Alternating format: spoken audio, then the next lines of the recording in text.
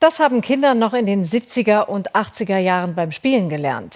Die meisten deutschen Polizisten haben eine grüne Uniform, eine Hose in Ocker, deutsche Herkunft und ein männliches Geschlecht. Daran hat sich längst aber auch alles geändert. In unserer Mittendrin-Reportage aus Berlin zeigen Aline Abud und Kerstin Breinig, dass das Bild heute deutlich bunter ausfällt und warum das für die Polizeiarbeit gut ist.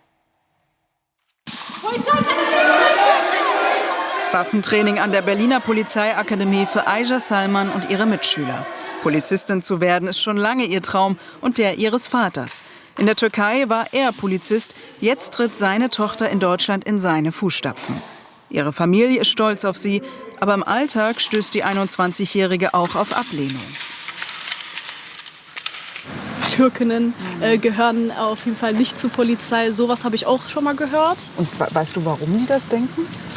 Ich kann das leider nicht nachvollziehen, weil ich bin hier geboren und hier aufgewachsen und bin hier in der Schule gewesen. Warum arbeiten immer mehr Menschen mit Migrationsgeschichte bei der Polizei? Diese Frage hat mich lange beschäftigt. Denn viele meiner Freunde berichten von Rassismuserfahrungen mit der Polizei. Und auf der anderen Seite erzählen Polizisten mit Migrationsbiografie, dass sie im Dienst als Verräter oder als Ausländer beschimpft werden. In einem Monat geht es für Aysha Salman das erste Mal auf Streife. Sie ist sich sicher, dass ihre Wurzeln in Berlin ein Vorteil sein können. Hier sind ja auch sehr viele Menschen mit Migrationshintergrund. Ja, man kann sozusagen viele Sachen auch nachvollziehen, wie zum Beispiel kulturelle Sachen und Kommunikation, Sprachen. Die meisten können vielleicht kein Deutsch sprechen, da kann man auch mithalten. Das erzählt mir auch Nathalie, als ich sie und ihren Kollegen Julian im Frühjahr auf Streife begleite. Ihre Nachnamen sollen wir nicht nennen. Einen Nachmittag lang waren wir mit ihnen in Lichtenrade unterwegs. Polnisch sehr viel, Türkisch, Arabisch. Habe ich irgendwas vergessen? Die Eltern von Nathalie kommen aus Polen. Polnisch ist ihre Muttersprache. Im Einsatz in Lichtenrade braucht sie die Sprache täglich. Überrascht ist hier eigentlich niemand, wenn sie auf Polnisch antwortet.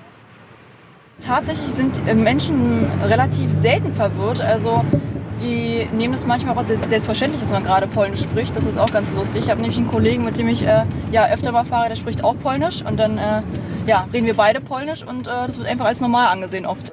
Nathalie erzählt mir von ihren Einsätzen. Die Geschichte von einem Brand geht mir unter die Haut, zeigt auch, warum Vielsprachigkeit in einer Stadt wie Berlin für die Polizei wichtig ist. Da konnten wir zusammen mit der Feuerwehr einmal ein Kind rausholen. Und genau, das Kind haben wir zum Funkwagen begleitet. Und irgendwann habe ich halt gemerkt, dass dieses Kind auch Polnisch sprechen kann.